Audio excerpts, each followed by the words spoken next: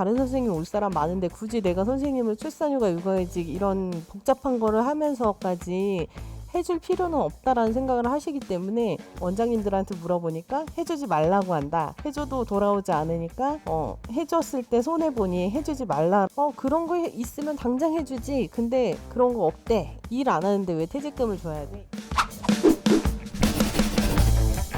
임신해서도 일을 하다가 출산하면서부터는 일을 못했고, 둘째 아이를 낳고 한 돌이 지난 이후에부터 일을 시작했던 것 같아요. 출산휴가, 육아휴직 둘 다 못 썼어요. 이제 일단 첫째 아이 임신했을 당시에 이제 근무를 어린이집에서 하고 있었고, 그때는 학기 중간이었거든요. 그래서 임신 사실을 바로 원장님한테 알리고, 저는 아이를 낳고도 계속 일을 하고 싶기 때문에 출산휴가, 육아휴직을 좀 보장해 달라라고 말씀드렸더니 그 당시에는 알겠다라고 얘기를 하셨어요. 그랬다가 이제 저희가 학기가 2월 달에 마무리가 되니까 2월 초에 나는 못 해주니 주변 원장님들한테 물어보니까 해주지 말라고 한다. 해줘도 돌아오지 않으니까 해줬을 때 손해보니 해주지 말라라는 얘기를 듣고, 자기는 못 해주니까 2월 말에까지 일을 하던지 아니면 출산 때까지만 일을 해라, 이렇게 얘기를 해서, 그래서 제가 고용노동부에 알아봐서 이렇게 출산휴가, 육아휴직을 썼을 때 제가 다시 복직을 했을 때 지원되는 그런 부분들, 이런 것까지 다 설명을 해드렸는데도 그런 거 있으면 당장 해주지. 근데 그런 거 없대. 이제 알아보시지 않으신 거죠. 결과적으로는 출산휴가, 육아휴직을 다 못 받고 그냥 해고되는 그런 케이스가 됐어요. 왜 안 하셨을까요? 생각하세요? 저희가 육아휴직 가도 퇴직금이 적립이 되잖아요. 그런 부분에 있어서 되게 아깝다라는 생각을 하시더라고요. 일 안 하는데 왜 퇴직금을 줘야 돼? 이런 생각을 좀 되게 많이 하시는 것 같더라고요. 대체교사를 구하느니 차라리 정교사를 구하는 게 나는 마음이 편하다라는 생각도 있으세요. 좀 지금 현재 원장님들도 약간 그런 생각으로 선생님 아니어도 다른 선생님 올 사람 많은데 굳이 내가 선생님을 출산휴가, 육아휴직 이런 복잡한 거를 하면서까지 해줄 필요는 없다라는 생각을 하시기 때문에 그런 걸 거부하고 그냥 새로운 교사를 채용하시는 거죠. 2011년도에도 그랬었고 2018년도에 아이 초등학교 갈 때도 제가 육아휴직을 신청했는데 그것도 마찬가지로 똑같이 거부를 당했거든요. 다른 곳에서. 그래서 최근에 일어났던 일인데도 그런 어린이집 쓰면 해주는데 가, 이렇게 얘기를 하고, 다른 어린이집도 마찬가지 상황일까요? 그나마 국공립 어린이집 이런 데는 좀 출산휴가, 육아휴직을 좀 지원을 하려고 하지만 민간 가정 어린이집은 많이 해주시진 않는 것 같아요. 네, 진짜 많이 드문 것 같아요.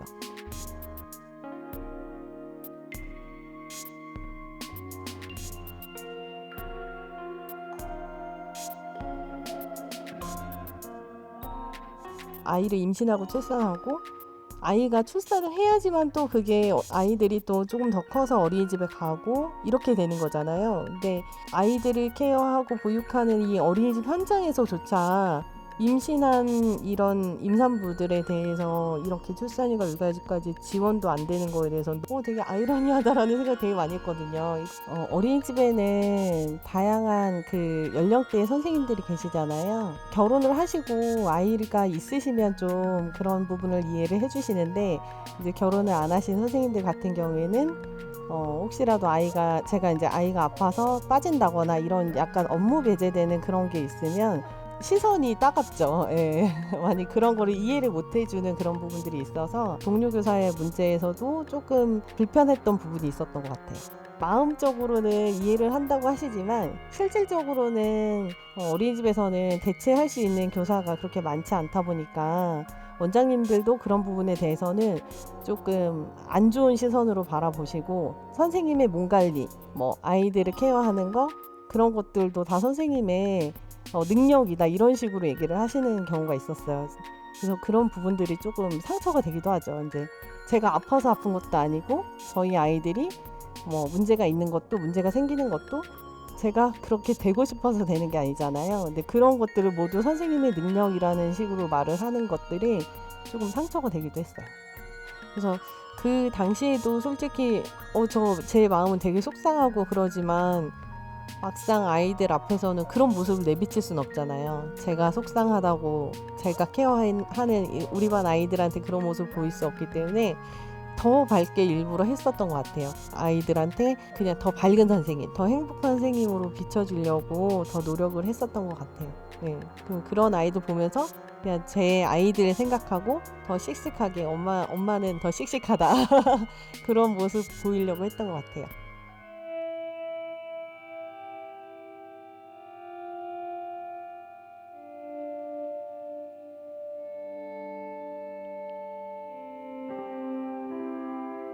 그만두고 싶었을 때는 저도 아이의 엄마니까 가장 컸던 거는 아이가 아플 때가 제일 힘들었었던 것 같아요. 예. 아이가 열이 굉장히 많이 났을 때 해열제를 그렇게 5-6개를 챙겨서 아이를 보내놓고 제가 어린이집에 와서 제가 맡은 아이들과 함께 웃으면서 정말 행복하게 잘 지내고 있는데 그 모습을 보면서 한편으로는 제 아이가 생각이 나더라고요. 그래서 내가 무엇을 위해서 이렇게 아픈 아이를 어린이집에 이렇게 해열제까지 챙겨 보내놓고 이렇게 하고 있을까? 내가 만약에 전업맘으로 아이들만 양육했다면 우리 아이가 이렇게 어린이집에 가서 아픈데 힘들게 있진 않을 텐데라는 그런 생각들을 좀 많이 했었던 것 같아요. 네. 요즘에는 워낙 친정엄마 찬스나 뭐 시어머니 찬스나 좀 많았어요. 그럴 수 있는 상황이 안 되는 데에 대한 그런 마음이 좀 드시지는 않으셨어요? 저는 조금 내 아이는 내가 케어해야 하는 게 맞다라는 생각이 조금 더 강했었던 것 같아요. 물론 이제 부모님들이 봐주실 수 있으면 더 많이 손 벌리고 좀 도와주세요라고 했겠지만 힘든 일이 있을 때도 내 아이는 내가 직접 케어해야 된다라는 생각을 좀 강하게 좀 가지고 있어서 그런 걸 케어를 못 해주시는 부분에 대해서 서운하거나 그렇게 생각은 안 하려고 했던 것 같아요.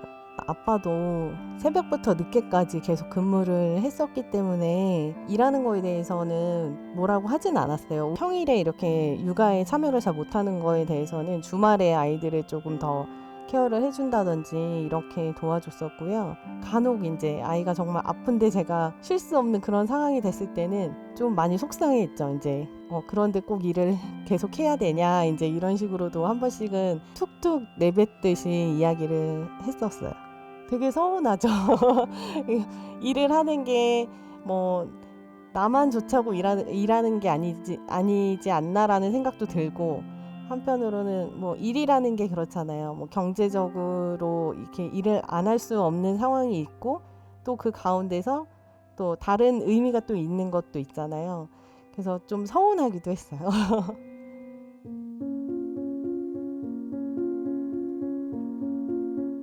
일하는 거에 대해서는 우리 엄마도 선생님이야 뭐 이렇게 뿌듯한 것도 있었고요. 한 번은 제가 일하는 어린이집에 와서 이렇게 제가 일하는 걸 한 본 적이 있어요. 그래서 쭉 둘러보고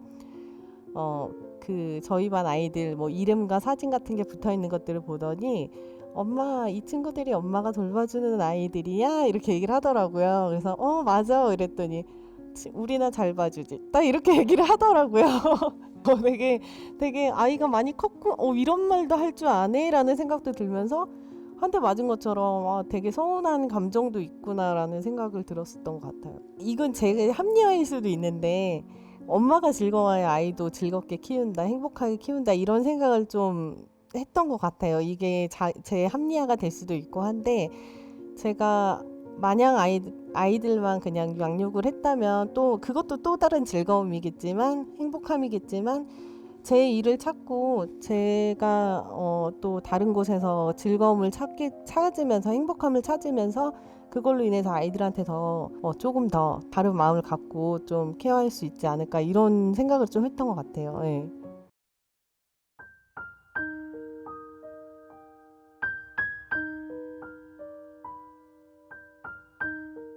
누군가가 자꾸 이렇게 부딪혀야지 또 바뀌는 거잖아요. 해야 되는 거 내 권리 내가 받을 수 있는 것들 주장하고 자꾸 바꿔 나가야지 맞는 것 같고 그냥 안 해준다고 무조건 안 하고 그냥 퇴사해버리고 뭐 그거는 조금 현장이 바뀌지 않는 그런 부분들이라 좀 더 목소리를 내야 되지 않을까. 어린이집에서 제가 근무하면서 겪었던 그런 부당한 일들 이런 것들을 직접 제가 겪어보니까 이런 부분들은 굉장히 많이 개선돼야 되겠다라는 생각을 갖고 지금은 보육지부에서 몸을 담고 선생님들이 조금 더 좋은 환경에서 근무할 수 있게 좀 노력하고 개선하기 위해서 이제 지부에 제가 좀 있는 것 같아요.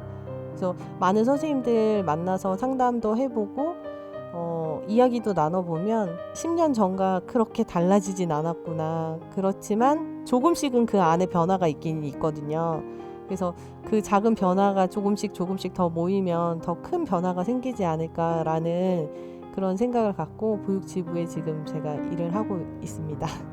저희가 사무실이 따로 없고 집에서 이제 근무를 하거나 선생님들이 퇴근하시고 난 이후로 상담을 많이 하고 오전에는 다른 업무를 볼 수가 있거든요. 그래서 빠르면 내년쯤에는 저도 현장으로 돌아가서 현장에서 선생님들 아이들과 직접 이렇게 만나서 생활도 하고 저녁 시간 이후에는 또 선생님들 부당한 일들 뭐 이런 일들도 상담도 하고 같이 조금 변화시킬 수 있는 방법이 무엇이 있을까 이런 회의도 하고 네 그렇게 또 할 수 있을 것 같아요.